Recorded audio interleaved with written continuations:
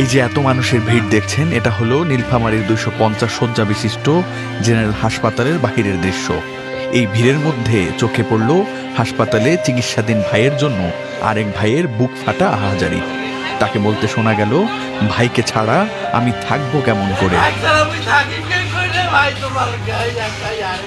প্রশ্ন হলো, কেন তিনি আহাজারি করছেন? আসুন ঘটনা জেনে আসি। ন্যাচারাল ব্যাকটেরিয়ালাইসিসের সুরক্ষায় ফ্রেশ ও অ্যাক্টিভ সব সময়। এখন ধুলাবালি জীবাণু ঘাম ক্লিন বোল্ড রিমার্ক। মঙ্গলবার সকালে নীলফামারীর উত্তরা ইপিজেডে শ্রমিকদের সঙ্গে আইন শৃঙ্খলা রক্ষাকারী বাহিনীর সংঘর্ষ হয়েছে। এই ঘটনায় হাবিব নামে এক শ্রমিক নিহত হয়েছেন বলে জানিয়েছেন শ্রমিকরা। আহত হয়েছেন অন্তত 10 থেকে 15 জন। উত্তরা ইপিজেডে অবস্থিত এভারগ্রিন প্রোডাক্টস ফ্যাক্টরিতে শ্রমিক ছাঁটাই বন্ধ সহ বিভিন্ন দাবিতে গত 3 দিন ধরে আন্দোলন চলছিল।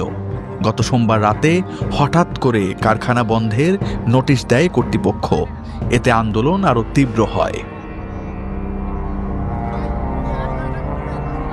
আজ মঙ্গলবার সকালে শ্রমিকরা ইপিজেডের মূল ফটকে তালা ঝুলিয়ে দেয়।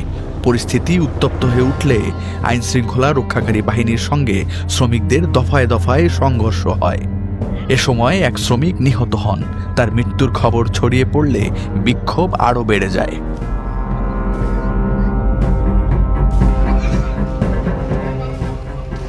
হাসপাতালের জরুরি বিভাগের চিকিৎসক ডাক্তার তানজিরুল ইসলাম ফারহান বলেন, আনুমানিক 9টার সময় আমাদের এখানে কিছু জরুরি বিভাগ কিছু রোগী আসেন, আনুমানিক 6 জন।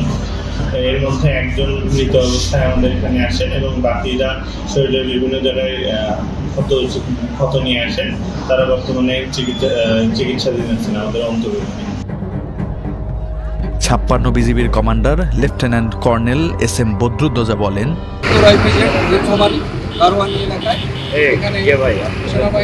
বিজিবি পুলিশ মোবাইলটা কাজ করে যাচ্ছে এবং পরিস্থিতি এখন নিয়ন্ত্রণে।